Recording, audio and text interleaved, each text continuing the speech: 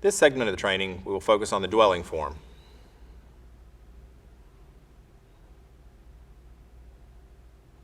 Section 3, property covered. Coverage A is the building. Again, we see the wording direct physical loss. We insure against direct physical loss by or from flood to, number 1, the dwelling at the described location or for a period of 45 days at another location as set forth in property removed to safety. Additions and extension attached to and in contact with the dwelling by means of a rigid exterior wall, a solid load-bearing interior wall, stairway, elevated walkway, or a roof. Of course, at your option, these additions and extensions that are connected by any of these methods may be separately insured, or they may be insured under this policy. Additions and extensions attached to and in contact with the means of a common interior wall that is not a solid load-bearing wall are always considered part of the dwelling. You cannot insure those separately. We have an acronym that we commonly refer to, REALS. You see the roof, the elevated walkway, the exterior rigid wall, the load-bearing solid interior wall, and stairs. We'll show you some examples of how these can come into play in a claim. Here's a roof connecting an appurtenant structure. This would be a connected and attached garage because of the roof. Here we see an elevated walkway connecting two structures. This can now be separated or can be combined. You could have two policies here, or you could have one. We have an exterior rigid wall connecting two. We have load-bearing interior walls. And then we have stairs. Again, at your option, you can insure these two structures separately, or you could insure them under one policy. Here's a gazebo. A gazebo would typically not be covered under the building. Is this gazebo covered, however, under the main dwelling policy? You can see that we're pointing to the elevated walkway. Yes, this gazebo is covered. Here again, we've got a small building on the left. Would this be covered under the main dwelling policy? Once again, we see an elevated walkway. We've got a building located behind the main risk. This would be constituted as an elevated walkway. You would have coverage under one policy or two as you see fit. Here we've got a slightly different situation. Here's a pool deck. Is this pool deck an elevated walkway? Does it extend coverage to both the main risk and this pool house that you see on the left? No. The pool deck itself is a solid surface. This is a slab with a pool. This would not be considered an elevated walkway. This small pool house would have to have its own policy to have any coverage afforded. Here's a detached garage. It's connected by a fence line.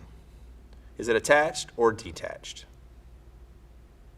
This is a detached garage. This is an appurtenant structure. This could not be covered under the main building portion other than the 10% of coverage that is afforded for an appurtenant structure. A fence is not one of the items that is considered available to connect a roof to a building. Here we've got a guest house. This is a roof line. What we want to see here as the adjuster is that you show photos other than just this simple photo. Please get up close on both sides for the building on the right and the building on the left. Show us that this roof is attached to both of these buildings. In this instance, we do need close-up photos, but this guest house would be covered under the main portion of the dwelling. Here we've got two people who are pretty close out on the beach. They like each other so much that they have a deck on each building that's connected by an elevated walkway. They are connected. This could be one or two policies. In this instance, it would behoove the insureds to have two policies.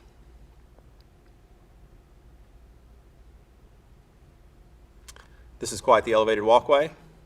This does connect two buildings. Here we've got electrical conduit.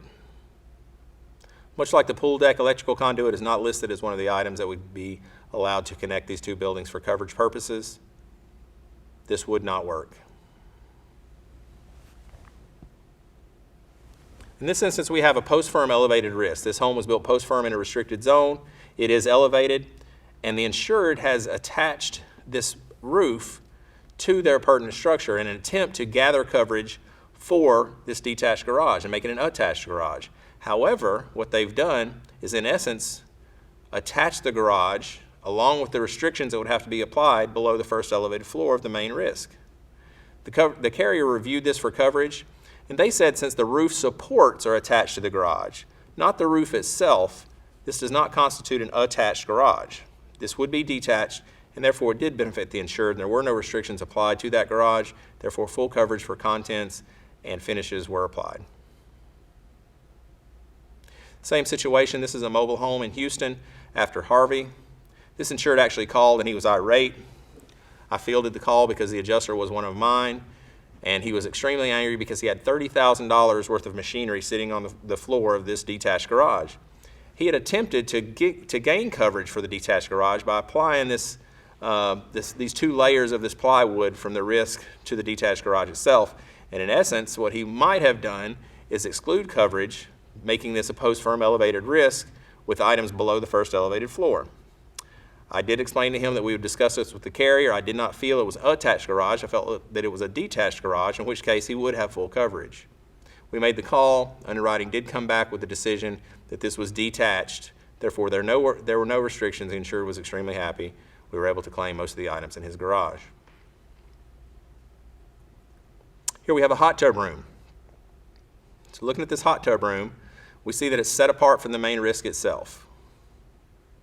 It is connected by an elevated walkway. We would call this an attached hot tub room, therefore it would have coverage.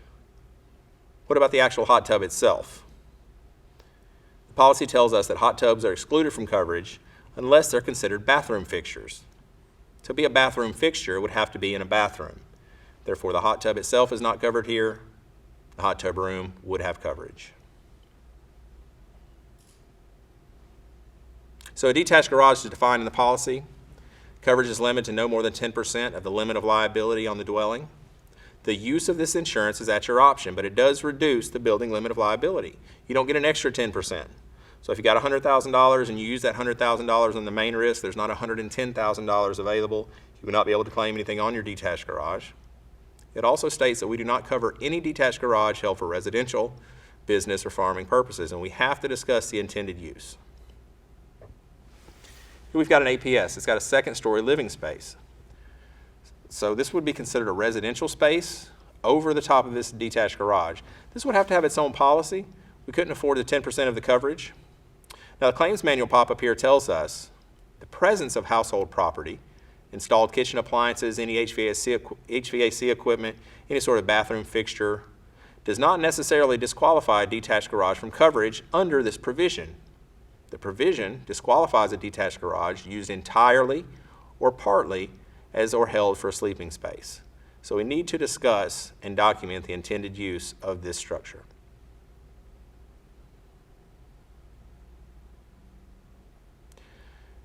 This building has separate living quarters, total separate living quarters. Could we cover this building under the main dwelling policy? Well, this is a trick question. You could cover this since it's attached by an elevated walkway to the main risk itself. If we did not have this elevated walkway and there was a separate living quarter located inside this building would need to have its own policy to have coverage afforded. Here we have a roof line and an elevated walkway. We've got two here. Absolutely, this could be considered an attached garage. We would have coverage. Here we've got an APS with a gym. Could this be covered under the main dwelling policy? Well, first we have to ask ourselves, what's going on with this gym? It looks like a pretty comprehensive space there. Is this being held for any sort of business at all? Are there any sort of classes going on or weight training that's being taught in terms of a business in this structure? If not, if this is for personal use, that would be fine. This building could fall under the provision of 10% of the main risk limit of liability. Again, we've got to discuss the intended use for all of these. This is a garage with a second-story bedroom, and it also has a bathroom. It is held for sleeping space. Is it covered under the main dwelling policy? It is. You see that it's connected by a roof line, and it would be an attached garage in that instance. If an elevated building is post-firm in a restricted zone, has an attached garage, that's been converted to a living space, it's considered a non-elevated building. This comes directly from the claims manual, and this is a major shift in the way things are handled. Please make note. Here we've got an APS. It does not have a bedroom, but it does have a full kitchen. It also has a full bathroom with a shower. Could this be a covered APS under the provision of the main risk? So we've got to have evidence of capability for an individual to live in the building overnight or longer. This risk is located in Louisiana. Quite a few of these there will have an outdoor kitchen. This is really just a man cave. So what our adjuster had to do in this instance was discuss and document the intended use of this space. The presence of household property does not necessarily disqualify a detached garage from coverage under this provision. So in this instance, we asked for permission rather than forgiveness. The carrier came back and said with the documentation we had provided that this was considered not a living space. It was an outdoor garage, outdoor kitchen, outdoor man cave, and the provision was allowed. Be sure that you take photos around the perimeter of the APS. So this is the first photo we have. It looks like just a regular detached garage. However, when we get around to the back, let's look at the photos that show the rear of this building. It's a lot larger from the back than it appears to be from the front. Looks can be deceiving. So we go upstairs, we have to take a photo of this area. There could be a living space. We did have these two good photos from the adjuster. However, upon his first inspection, he did not go inside the building. He did not show us what's going on in this area above the risk. And I believe he had to go back out and take photos after the fact. And he lived a state or two away, so it was a long trip. Make sure you get photos inside there the first time. Here we've got a red building. We've got what appears to be a tractor outside. Would this be a barn? Would this be a detached garage? Now the garage must meet the definition of a building first of all. It must have an opening or a garage door large enough to accommodate an entire automobile within the building. What's the intended use for this building? This could be a residence, single-family residence, a barn, a detached garage. Could be a converted Pizza Hut, I'm not sure. At this point, you're going to want to ask some questions. You're going to want to find out the intended use. Make sure and document that in your file. Here again, this appears to be a covered APS on the surface, just from looks here. Once our adjuster goes in, he takes some photos of the inside. He discusses with the insured. We see that there are stalls at the rear and on the inside. There was farming going on as well as a business going on here. This building could not be covered under the 10% provision of the main policy itself. It did need to have its own policy. It was being used as a horse barn. So let's say an insured has 2 or more detached garages on their property. This is a good photo of an example of that. Could we recommend payment for both the garages or only one garage? Again, the provision allows for one garage. Now at this point, if both of these buildings were damaged and there had never been a claim, we could ask the insured, and this is an option for the insured at that point, to select which building he would like to apply coverage to. However, once he chooses that building in the future, whichever building floods, the building he chose the first time must be the one that would be covered going forward. We've got City Hall here. Would City Hall be a covered APS? Absolutely not. We can't fit a car in there. We're just showing you here that there are some different types of construction out there. This is a giant garage door. I believe this is for an RV to be able to park here, but this is 2 garage doors installed over one. This is a claim we worked on Ocracoke Island in North Carolina. Believe it or not, the insured said that he could get a smart car in this structure, and to be able to afford coverage, he has to be able to fit a car in there. So we asked him to take a photo of that. He was able to get a car in there. We deferred to the carrier for direction, but once he got a photo of a car in there, he was allowed coverage. This is a storage building with an overhead door. This is not an APS. You could not fit a car here. At this point, we'd like to discuss detached carports. Coverage for a detached carport has been eliminated from the SFIP.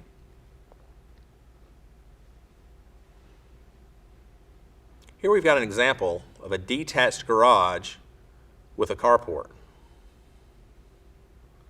Now, is this an attached or a detached carport? We have the arrow pointing to the fence. Remember, we've talked about fencing. Fencing does not attach a structure, so this would be a detached carport. This is not a detached garage. This is a carport. It is not attached by this fencing. This building would need to have its own policy. You cannot fit a car inside the building. Would this be a covered APS? Again, this is a detached carport. Now what about this carport? This is a little different than the other two. This appears to be attached to the risk itself. So an attached carport does have coverage.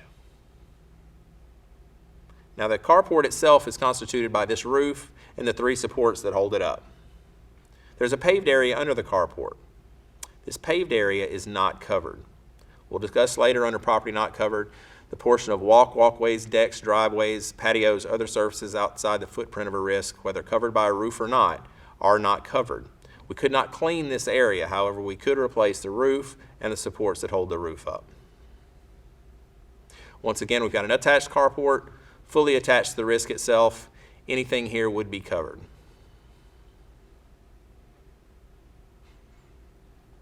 Materials and supplies to be used for construction, alteration, or repair of the dwelling or a detached garage, while those materials and supplies are stored in a fully enclosed building, are covered.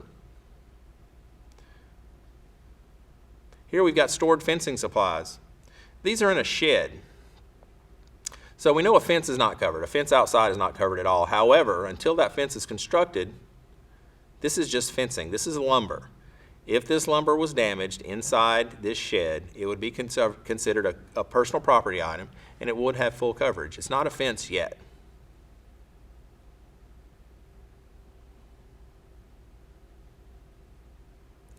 Moving forward in the dwelling portion, a building under construction, alteration, or repair is covered. If that structure is not yet walled or roofed, coverage applies only while such work is in progress, or if such work is halted, only for a period of up to 90 continuous days thereafter. However, coverage does not apply until the building is walled and roofed if the lowest floor, including a basement, of a non-elevated building, or the lowest elevated floor of an elevated building is below the BFE in a restricted zone, or below the base flood elevation adjusted to include a VE or a V numbered zone. And we know that the lowest floor levels are based on the bottom of the lowest horizontal structure member in a V or V numbered zone. And it's also at the top of the floor in an A numbered zone. Here we've got a risk under construction at the time of the loss. The section that we have circled here was a question to the adjuster. Was this area a deck or a balcony? The SFIP does not cover decks. So the deck itself, if this were a deck, would not be covered, as well as the 8 feet of soil that is washed out underneath the slab here. So the soil replacement itself would have been several $1,000s out on Galveston Island. So the slab, the supports, the floor framing, the soil underneath, all of these are questions that had to be answered before we could get an accurate adjustment. So this is a risk that was under construction. The adjuster did the right thing. He asked the general contractor for the blueprints. Once he reviewed and included the blueprints, it was easy to see that this was a balcony. This was not a deck. It was going to be a 2-story balcony covered by a roof. All of the framing you see, the pilings you see, were covered along with the soil loss underneath this area. The adjuster did a really good job, and he used this blueprint for the intended use and for the completion of this risk. He saw that all this would be covered and was included. Here we've got a risk that was under demolition at the time. This is exactly what it looked like when the flood happened. This is what it looked like when the adjuster came out. This was not a building. We don't have a permanent foundation. We do not have full walls. We do not have a fully secured roof. This building did have a policy. However, it did not have coverage. A manufactured home or a travel trailer in a special flood hazard area must be anchored. We've gone over that. Here's the methods. By over-the-top or frame ties to ground anchors. So we talked about those airline straps. They have to be over the frame and then attached to ground anchors. Or they must be in accordance with the manufacturer's specifications for that particular mobile home. Or they have to be in compliance with the community's floodplain management requirements.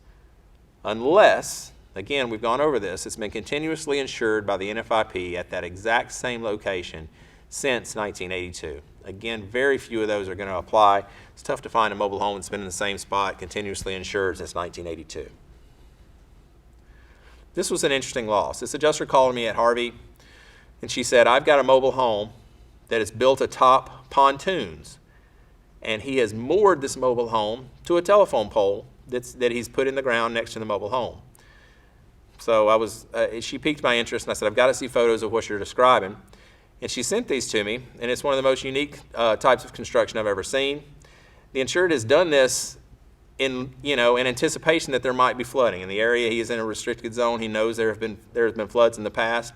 So when the floodwaters come, his home will float up, but not float away. It will float up to the height of this telephone pole he's got installed there. And I guess if it floats over